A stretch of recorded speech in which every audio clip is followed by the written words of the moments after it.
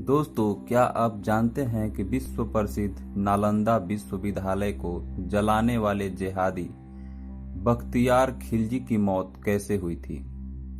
तो चलिए आज हम इसी विषय पर चर्चा करने वाले हैं। असल में ये कहानी है सन 1206 ईस्वी की।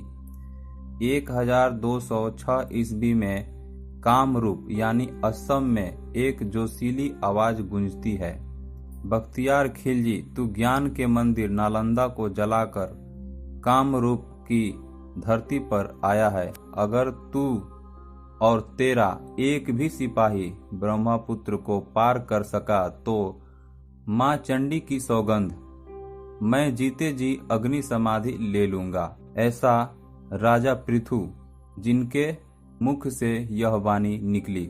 और उसके बाद 27 मार्च 1206 को असम की धरती पर एक ऐसी लड़ाई लड़ी गई जो मानव अस्मिता के इतिहास में स्वर्ण अक्षरों में अंकित है। एक ऐसी लड़ाई जिसमें किसी फौज के फौजी लड़ने आए तो 12,000 हो और जिंदा बचे सिर्फ 100। जिन लोगों ने युद्धों के इतिहास को पढ़ा है वे जानते हैं कि जब कोई दो फौज लड़ती है तो कोई एक फौज या तो बीच में ही हार मानकर भाग जाती है या समर्पण कर देती है। लेकिन इस लड़ाई में 12,000 सैनिक लड़े और बचे सिर्फ 100, वो भी घायल। ऐसी मिसाल दुनिया भर में इतिहास में संभवतः कोई नहीं। आज भी गुवाहाटी के पास जो शिलालेख मौजूद है जिस पर इस लड़ाई के बारे में लिखा गया है, उस समय मोहम्मद बख्तियार खिलजी बिहार और बंगाल के कई राजाओं को जीतते हुए असम की तरफ बढ़ रहा था। इस दौरान उसने नालंदा विश्वविद्यालय को जला दिया था और हजारों बौद्ध, जैन और हिंदू विद्वानों का कत्ल कर दिया था। नालंदा बीवी में विश्व की अनमोल पुस्तकें, पांडुलिपियां, अभिलेख आदि जलकर खाक हो गए थे। यह जिहादी खिलजी मूलतः अफगानिस्तान का रहने वाला था और मोहम्मद गौरी व कुतुबुद्दीन ऐबक का रिश्तेदार था। बाद के दौर का अलाउद्दीन खिलजी भी उसी का रिश्तेदार था। असल में वो जिहादी खिलजी नालंदा को खाक में मिलाकर असम के रास्ते तिब्बत जाना चाहता था, क्योंकि तिब्बत उस समय चीन, मंगोलिया, भारत, अरब व सुदूर पूर्व के देशों के बीच व्यापार का एक महत्वपूर्ण केंद्र था। खिलजी इस पर कब्जा जमाना चाहता था, लेकिन उसका रास्ता रोके खड़े थे असम के राजा पृथु, जिन्हें राजा बर्थु भी कहा जाता था। आधुनिक गुवाहाटी के पास दोनों के बीच युद्ध हुआ।